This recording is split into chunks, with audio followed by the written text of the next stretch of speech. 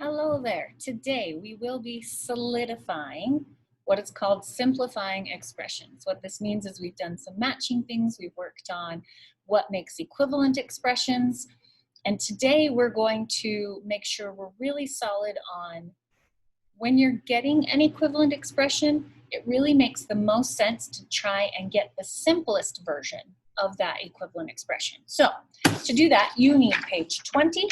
So everybody make sure you have page 20. It's on the back of the birthday boxes. Page 20 in front of you, pens, pencils in hand, ready to listen and ready to write down everything Mrs. McGowan writes. Page 20, here we go. So just like some of the practice that you've done in your Canvas quizzes, the top of this has a review, okay? It says evaluate. Everybody take your pen and circle this word. The word evaluate means to actually solve or find the answer. Evaluate means mathematically you can get an answer for this. And the reason you can evaluate these is because they then tell you evaluate each expression when, because they tell me what X and Y are, I can evaluate these. So I'm going to plug in X is 2. I'm going to remember things like if I see 3X right next to each other, that means 3 times 2 plus 2.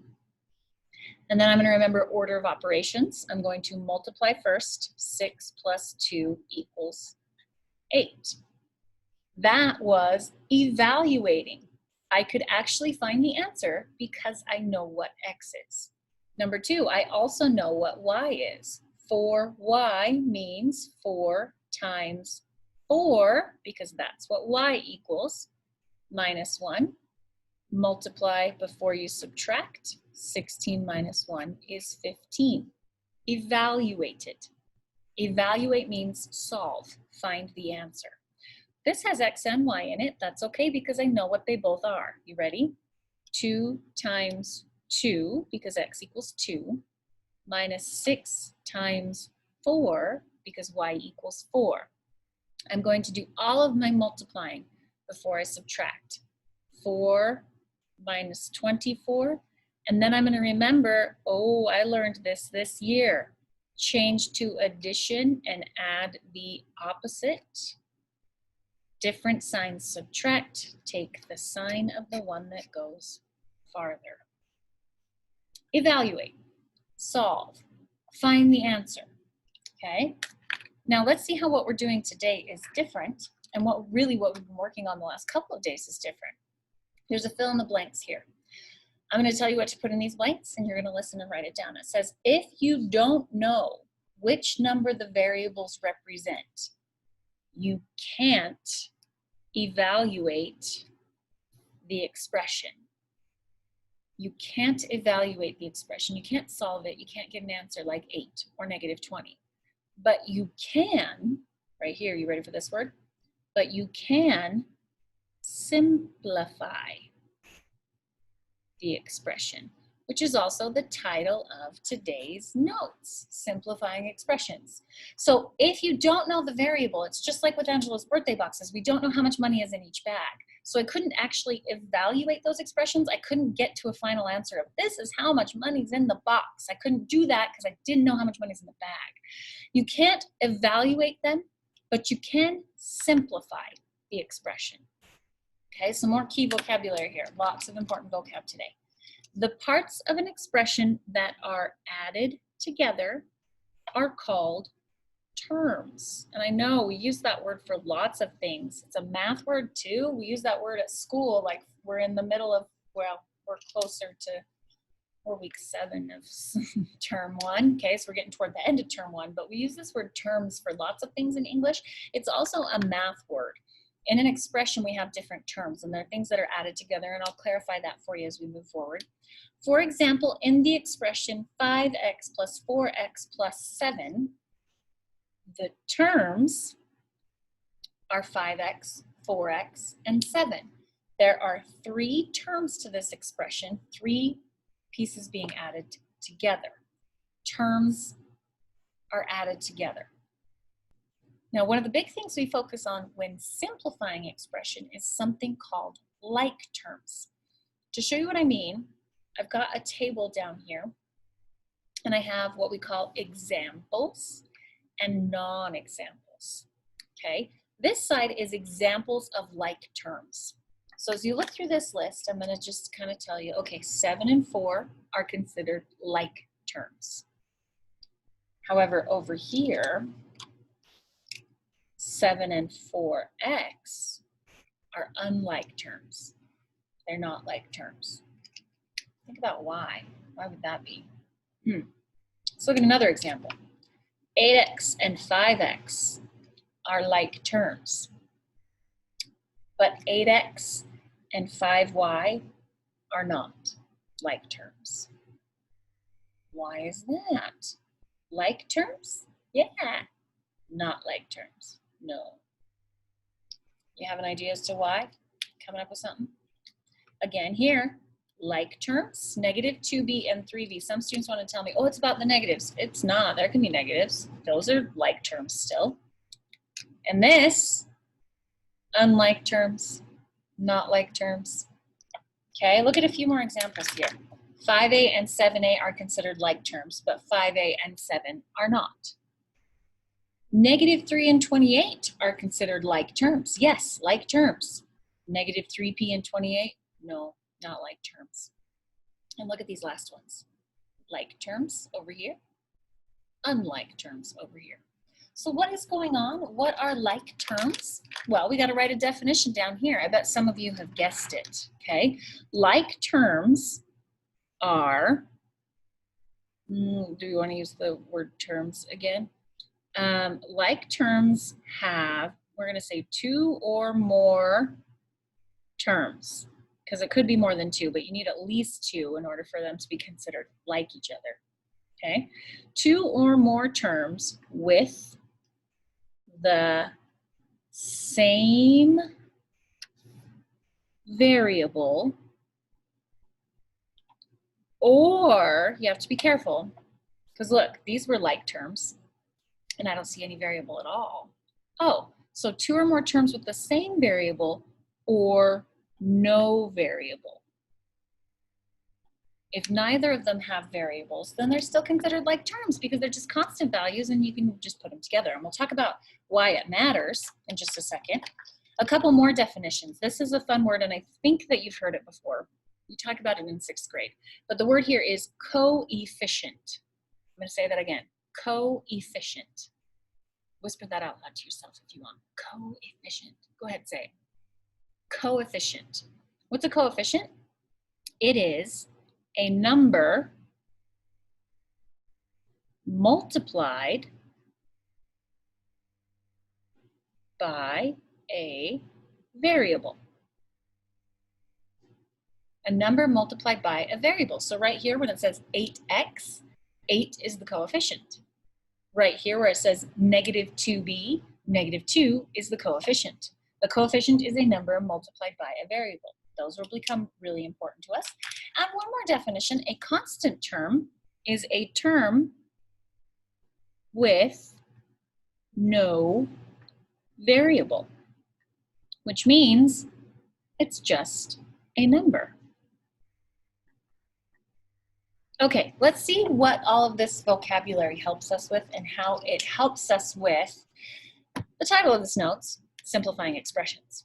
Okay, so as I come down here, we're going to fill out this table down here to help us pull all this language together and see how it connects to simplifying expressions in mathematics. Okay, so first of all, let's read the instructions. It says identify the terms, constants, coefficients, and like terms in each algebraic expression. Whoa, this is dialing up the mathiness big time. Let's help break it down and get this language, okay? So here is my expression. The first question it asks you is, how many terms are there? And terms are simply the pieces being added together. Now, here's a thing we know, because we're brilliant 7th graders now, we also know that subtraction is really just adding the opposite. So if they say that terms are added together, guess what, you guys? That also includes subtraction. So wherever I see these subtraction or addition signs, those are splitting up terms. So how many terms does this one have? Anything separated by a plus or a minus is a new term. Not multiplication, but plus or minus. So I see 1, 2, 3, 4, 5 terms. Let's keep going with the terms. How many on this one? 1, 2, 3. They are separated by addition or subtraction, because subtraction is really just addition. The opposite, okay? All right, 1, 2, 3, 4, 5 terms. So the idea of terms is just kind of how many pieces are there to that expression, and they will be separated by addition and subtraction. Okay, we go with that part. That's what terms are. Constants, let's go back up here. Definition, a term with no variable, just a number. All right, so is 4x a constant? No, it has a variable. Is x a constant? No, it has a variable. Okay, so one of the things you'll get used to also as you work through this is you'll get used to and recognize that if I see this subtraction, my brain is just going to start telling me that it's plus a negative. Just like we worked a ton, if I slide back up here, we worked a ton with integers like this. If I see 4 minus 24, my brain knows it's 4 plus negative 24. Well, I'm going to show you guys something right here. It's no different if it's a variable. Go ahead and write this on the top. If I see 5 minus x, my brain is going to tell me that that is 5 plus negative x. That's going to be really important with what we're doing is recognizing those negatives. Okay, so let's bring that together down here. Do I see any constant values? Variable, variable, variable, variable. Constant. The constants, that's the only one. Because it's the only term that does not have a variable. Let's check this one. Variable, variable, variable. Oh, I'm going to say none. I'm not even going to write the number 0 because the number 0 in and of itself is a constant and pretty much it's added on everything, right? I could write plus 0 100 times if I wanted to. That would be silly though. So I'm just going to say for this particular expression, none. There are no constant terms because everything has a variable. How about this one? Ooh, right there. Constant, 2, variable, variable, variable, 3. There's the constant terms for that expression. Constants. So do we feel like what we mean by total number of terms? Do we understand what we mean by constant values? No variable at all? Coefficients. All right, coefficients, come back up to your definition. A number multiplied by a variable. So these constant terms that I already listed, they're not going to have coefficients because they didn't have variables. Coefficients are numbers multiplied by a variable. So now I need to go back to all the other terms. The coefficient here on this first term is 4. The coefficient here, students always like to tell me there's no coefficient there. Will you guys all please squeeze a 1 in there? And then also recognize if it's subtraction, this is really plus negative 1x. We will get very used to that over the next couple of days. So the coefficient there is negative 1.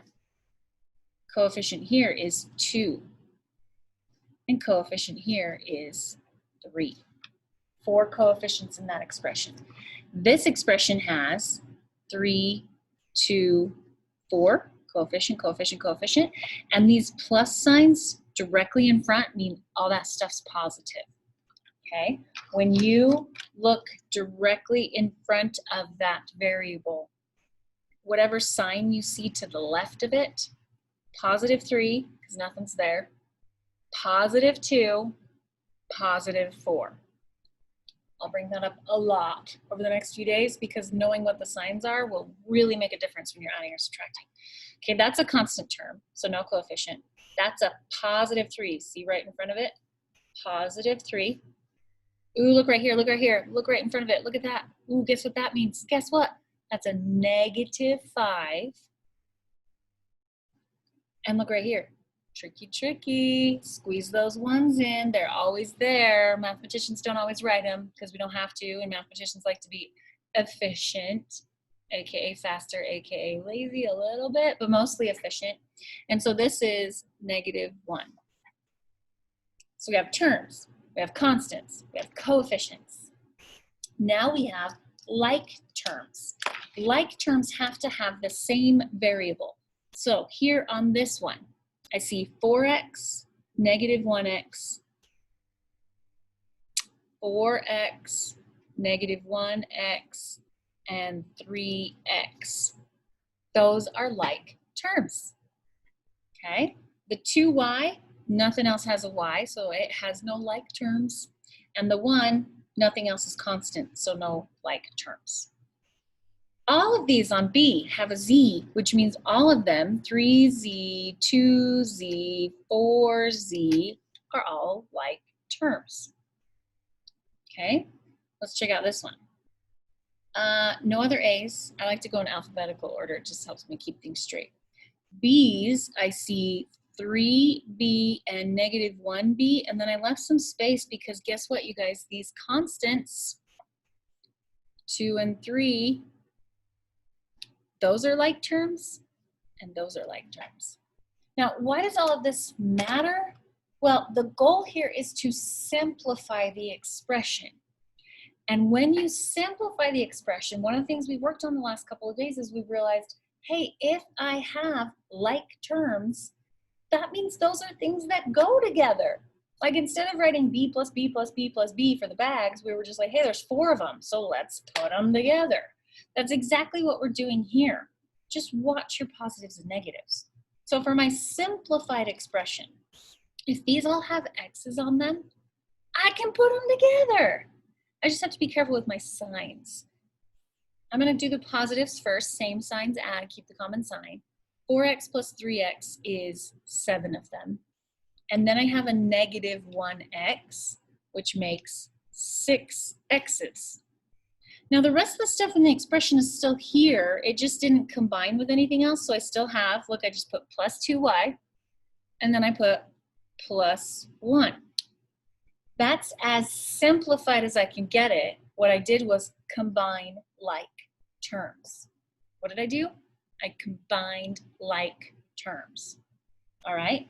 This one, I can put all of those z's together, and they're all positive. So 3, 4, 5, 6, 7, 8, 9. I have 9 z's, and there was nothing else in that original expression. So this is now my new expression. Can you see how this over here is simpler than this? I just put together stuff that goes together. That's all I'm doing. Put together stuff that goes together. Okay?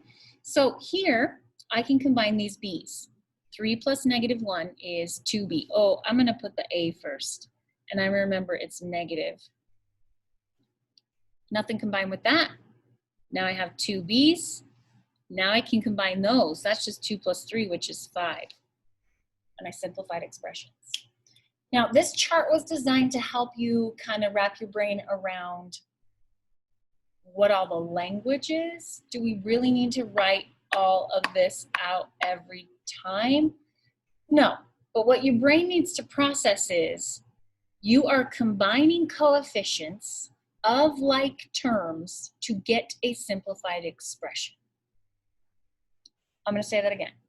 You are combining coefficients of like terms to get a simplified expression. So let's try doing that a little bit more efficiently. I'm going to talk you through these problems down here and explain to you how I am simplifying them. And know that this is what we're going to practice a lot over the next few days, is simplifying expressions. So here I go. You ready? I see like terms right here. And I look directly in front of those, meaning to the left. And you know what I see? A negative and a negative. Do you see that? I need you to see that. Some people at this point go, Miss McGowan, that's a subtraction. And what is subtraction? Adding the opposite. It's a negative. I have same signs, add, keep the common sign. Negative 8 plus negative 7 is negative 15x. I just put together things that go together, and I followed all of those excellent integer rules that we learned the first couple weeks of school. It all goes together. Isn't that amazing? So negative 15x. Now these are constants, so they also go together. Check this out. That 2, is that 2 positive or negative? It's negative. Look directly to the left of it. A subtraction makes it negative because it's adding a negative. -2 plus 1. That's different sign subtract. Take the sign of the one that goes farther. I'm going to tell you this too. You can write it like this.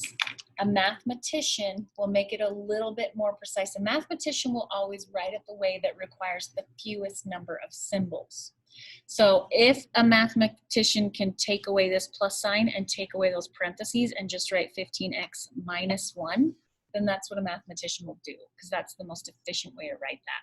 But do you recognize that that blue statement is completely equivalent to that pink one?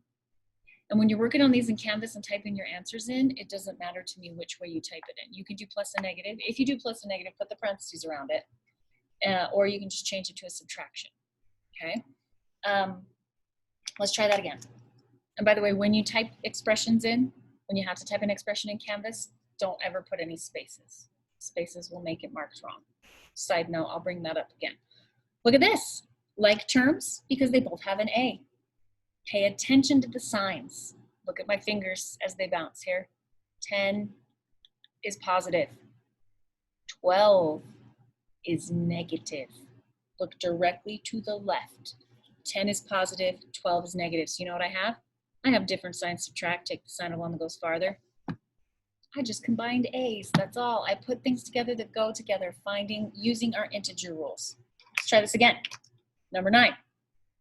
This one tricks some people because they see x's all over the place.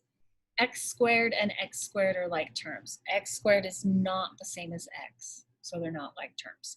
So these are like terms. Here's what I have. -2 plus, ooh, there's always a coefficient. There's always a 1 in front. -2 plus 1 is -1x squared. Now the x's, 3 plus -4 is -1x. You could write that plus -1. I'm going to tell you one more thing. A mathematician will do it the most efficient way by taking out those 1 coefficients. Can you type them in? Can you write them? Absolutely. And it'll be correct because it's equivalent. It's the same thing. But this pink one is the most efficient way to write it. But it's completely equivalent to the blue one. They are the same. Okay? All right. Oh, no, fractions. No, we like fractions. Fractions are our friend. And the good news is, if you're looking at this like, I have to find common denominators for all of those. No, you don't. Only for like terms. So I see like terms here. Notice I'm circling the sign directly to the left so that I notice and remember those are both negatives. Same signs add, keep the common sign. 1/2, can you quickly change that in your brain to 3/6? Can you? So I'm really doing -3/6 plus -5/6, which makes -8/6 x. You see how I did that? 3, 4, 5, 6, 7, 8. I'll simplify that in a minute. Here, these fractions, 3/4, this is the point where if you're using the fraction button in your calculator, it's fine. Because really the key here is, do you understand what goes together? So 3/4 minus 2 1/3 is -1 7/12. And the only other thing I'm going to do to make this equivalent, that's actually -4/3 x. And I'm just going to put -19/12 because it bugs me when one is improper and the other isn't. And I just like improper fractions better. I do. You guys hear me talk about this in class a lot. It's because they're easier to work with. Okay? All right, here we go. I'm going to finish these up. I am going to combine. You know what? This is written really weird. Look at this. Minus a negative. Oh, that's just plus. Find the like terms. Do you see them? Here and here. They're both positive. 5 and 3. Do you see how they're both positive? Put them together. That's 8. Don't put anything else together because they don't combine unless they're like terms. That's what we mean by you can't evaluate it, you can't take it any farther, you can't solve it and actually get a solid concrete answer, but you can simplify things. You can put things together that go together. Okay, last one. We got some decimals here. No big deal. Find the like terms. Negative 2.7 plus 5.8. If you want to use a calculator to help you, that's fine, but make sure you know what goes together. Don't just grab your calculator and type all these numbers in. That would be a disaster. So negative 2.7 plus 5.8 makes 3.1x. And then these are like terms because they're constant. Do you see how they are same signs? Can you see that? Negative 3.4, negative 7.5. Same signs, add, keep the common sign. So again, you can write it like this, or you can be more efficient and write it with just the subtraction and no parentheses. They are equivalent, they mean the same thing. So we are working on combining coefficients of like terms to simplify expressions, and we're going to work on that a lot over the next couple of days.